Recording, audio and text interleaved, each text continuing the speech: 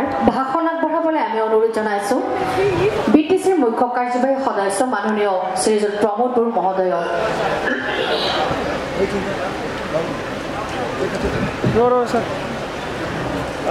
প্ৰথমতে আজিৰ এই বিশেষ অনুষ্ঠানৰ জৰিয়তে মই ভাৰতৰ প্ৰধানমন্ত্ৰী নৰেন্দ্ৰ মোদী ডাঙৰীয়ালৈ ৰঙালী বিহুৰ শুভেচ্ছা জনাইছোঁ। অসমৰ মুখ্যমন্ত্ৰী ডক্টৰ হিমন্ত বিশ্ব শৰ্মা ডাঙৰীয়ালৈ ৰঙালী বিহুৰ শুভেচ্ছা জনাইছোঁ। আৰু আজি কোকৰাঝাৰত এই বিশেষ অনুষ্ঠানত উপস্থিত হ'ব পৰা সকলো ৰাইজলৈ ৰঙালী বিহুৰ শুভেচ্ছা জনাইছোঁ। बाहागो लानो हानाय साफ्रोमनोबो रंजालि बैसागुनि गाहाम हामलायनाय बावहरनाय जाबाय। आजिर এই সভাত উপস্থিত আমাৰ কাউন্সিলৰ ডেপুটি চিফ আৰু ওদালগুৰিৰ MLA গোবিন্দ বসুমতাৰী ডাঙৰীয়া, আমাৰ অধ্যক্ষ কাতিৰাম বড়ো ডাঙৰীয়া, ইয়াত উপস্থিত সন্মানীয় EM সকল, MCLA সকল, আমাৰ অসম বিধানসভাৰ MLA সকল আৰু এই সভাত উপস্থিত বড়োলেণ্ড ইউনিভাৰ্চিটিৰ ভাইচ চেঞ্চেলৰ লাইছৰাম লাড্ডু সিং ডাঙৰীয়া, এই সভাত উপস্থিত আমাৰ কোকৰাঝাৰৰ ডেপুটি কমিশনাৰ, এডিশনেল SP সকল, আমাৰ এই সভাত উপস্থিত কোকৰাঝাৰৰ বিভিন্ন অঞ্চলৰ পৰা উপস্থিত হোৱা সন্মানীয় ব্যক্তিসকল, সাংবাদিকসকল আৰু শ্ৰদ্ধা ৰাইজ। ইতিমধ্যে আমি সকলো গম পালোঁ যে আজি অসমত 7খনকৈ কেঞ্চাৰ হস্পিটেল অপেনিং কৰা হ'ব আৰু 7খন কেঞ্চাৰ হস্পিটেল ইনগ্ৰেশ্যন হ'ব। অসম চৰকাৰ আৰু টাটাৰ ইনিচিয়েটিভত এই এটা বৃহৎ মহান এটা অনুষ্ঠান আজি আমাৰ দেশৰ প্ৰধানমন্ত্ৰী ডাঙৰীয়াৰ শুভ হাতেৰে ইনাগুৰেশ্যন কৰা হ'ব। আৰু এই মহান কামটো উদ্যোগ লোৱাৰ কাৰণে মই টাটা যিটো আমাৰ অৰ্গেনাইজেশ্যনছ আছে, এই টাটাৰ অধিকাৰীসকলক আৰু বিশেষকৈ টাটা ফেমিলিক মই ধন্যবাদ জ্ঞাপন কৰিছোঁ। আৰু তেখেতসকলৰ হৈ আমাৰ ইয়াত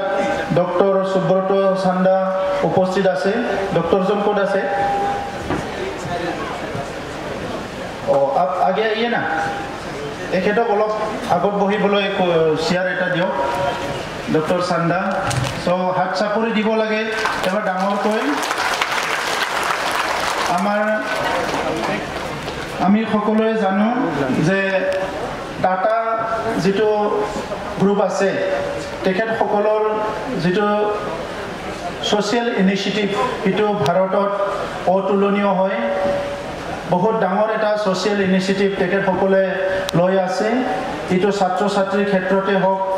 এইটো ইকনমিক ডেভেলপমেণ্টে হওক, আৰু বিশেষভাৱে আজি অসমত যে 14খনকৈ আমাৰ ছুপাৰ স্পেচিয়েলিটি লেভেলৰ ৱৰ্ল্ড ক্লাছ লেভেলৰ কেঞ্চাৰ হস্পিটেল আমি পাবলৈ গৈ আছোঁ, ইয়াৰ কাৰণে বিশেষভাৱে মই হৃদয়ৰ পৰা তেখেতলৈ ধন্যবাদ জনাইছোঁ। তেখেতসকললৈ প্ৰায় 4,000 কোটি টকাৰ এটা প্ৰজেক্ট অসমত তেখেতসকলে ইমপ্লিমেণ্ট কৰি আছে। আৰু এই 4,000 কোটি টকাৰ যিটো প্ৰজেক্ট বা যিটো মানে প্ৰগ্ৰাম তেখেতসকলে হাতত লৈছে, এইটোৱে অসমৰ মাত্ৰ নহয়, উত্তৰ পূৰ্বাঞ্চলৰ লাখ লাখ জনসাধাৰণক সহায় কৰিব। অলপ আগতে আমাৰ MLA ডাঙৰীয়াই কৈছে, কেঞ্চাৰ হোৱাৰ লগে লগে মানুহ এজনে মানে বা এটা ফেমিলিয়ে নিৰাশাত ভোগে যে এই মানুহজন আৰু আমাৰ চিৰদিনৰ কাৰণে বিদায় লৈ ল'ব বুলি পেলাই। কিন্তু এই কাৰণে লয় যে ইয়াত মানুহবিলাকে ভয় কৰে, কেঞ্চাৰ হ'লে ভাল নহয়। ছেকেণ্ডতে হৈছে যে মানুহবিলাকৰ ট্ৰিটমেণ্ট কৰিবলৈ পইচা নাই। তৃতীয়তে হৈছে ট্ৰিটমেণ্ট কৰিবলৈ জেগা নাই। তো আমাৰ বি বৰুৱা কেঞ্চাৰ হস্পিটেল আছে, তাত খুব লিমিটেড চিট আছে। বহুত সময়ত জেগা পায়, বহুত সময়ত জেগা নাপায়। ইয়াৰ পিছত নৰ্থ ইষ্ট কেঞ্চাৰ হস্পিটেল এখন স্থাপন হৈছে, তাতো বহুত সময়ত জেগা পায়, বহুত সময়ত নাপায়। বিশেষভাৱে আজি আমি সকলোৱে জানো আমাৰ বডোফা উপেন্দ্ৰনাথ ব্ৰহ্ম বম্বে টাটা মেমৰিয়েল হস্পিটেলতে ট্ৰিটমেণ্ট হৈছিলে ইয়াৰ পিছতো বহুতখিনি মানুহ আমাৰ বড়োলেণ্ড অঞ্চলৰ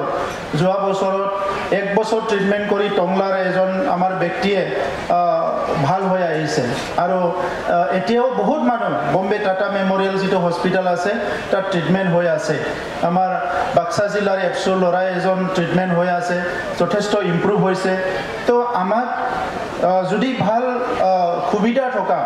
মডাৰ্ণ মানে ইকুইপমেণ্ট থকা মডাৰ্ণ ফেচিলিটি থকা হস্পিটেলবিলাক যদি আমাৰ অঞ্চলত হয় তেতিয়া আমাৰ যিখিনি পেশেন্ট আছে তেখেতসকলক বা এই ৰোগৰ দ্বাৰা আক্ৰান্ত হৈ তেখেতসকলক বাচাব পৰা যায় সেইকাৰণে আজিৰ সময়ত আমাৰ যিটো জীৱনৰ মানদণ্ড সেইটো তেনে নিম্নগামী বুলি কয় কাৰণ আমাক বেসিক ফেচিলিটিখিনি আমি নাপাওঁ আৰু যদি আমি চৰকাৰীভাৱে যদি আমি ৰৈ থাকিলোহেঁতেন এই ইনিচিয়েটিভখিনি হওঁতে আৰু বহুত টাইম লাগিলেহেঁতেন তো সেইকাৰণে আজি আমাৰ অসমৰ মুখ্যমন্ত্ৰী ডক্টৰ হিমন্ত বিশ্ব শৰ্মা ডাঙৰীয়া এজন দূৰদৰ্শী ব্যক্তি হোৱাৰ কাৰণে বিভিন্ন সুবিধাবিলাক আজি ভাৰতবৰ্ষৰ বা বিশ্বৰ বিভিন্ন সুবিধাবিলাক টেকনলজিবিলাক তেখেতে লাহে লাহেকৈ অসমলৈ আনিছে বড়োলেণ্ডলৈ আনিছে কাৰ্বি আংলঙলৈ আনিছে অসমৰ চুকে কোণে সেই সুবিধাবিলাক লাহে লাহেকৈ লৈ আহিছে আৰু আমাৰ গ্ৰাম্য অঞ্চলৰ বা বিভিন্ন অঞ্চলত বসবাস কৰা মানে বিভিন্ন কৰ্ণাৰত বসবাস কৰা জনসাধাৰণে এই হেল্থ সাৰ্ভিসেছৰ সুবিধাখিনি যাতে পায় এই ইনিচিয়েটিভটো তেখেতে লৈ আছে আমি দেখিবলৈ পাইছো তেখেতে দায়িত্ব লোৱাৰ পিছত অসমৰ NHMত এটা নতুন পৰিৱৰ্তন আহিছে এটা সময়ত আমাৰ ডক্টৰৰ কাৰণে আমি বহুত মানে অপেক্ষা কৰিব লগা হৈছিল আমি মানে মেডিচিনৰ কাৰণে অপেক্ষা কৰিব লগা হৈছিল আমাৰ হস্পিটেলবিলাকত ট্ৰিটমেন্ট নকৰা এটা অৱস্থা হৈছিল তেনেকুৱা সময়ত NHMৰ দায়িত্ব লৈ আমাৰ অসমৰ বৰ্তমানৰ মুখ্যমন্ত্ৰী ডাঙৰীয়াই বহুতখিনি ৰিফৰ্মেশন আনিছে হেল্থ সেক্টৰত আৰু আজি ইয়াৰ কাৰণে অসমৰ মানুহবিলাকক লাহে লাহেকৈ ভাল ট্ৰিটমেন্ট পাবলৈ সক্ষম হৈছে হেল্থ ইনফ্ৰাষ্ট্ৰাকচাৰটো ইম্প্ৰুভ কৰা ইয়াৰ লগতে প্ৰায় বহুখিনি মেডিকেল কলেজ স্থাপন কৰা হ'ল অসমত আৰু এইবিলাক কাম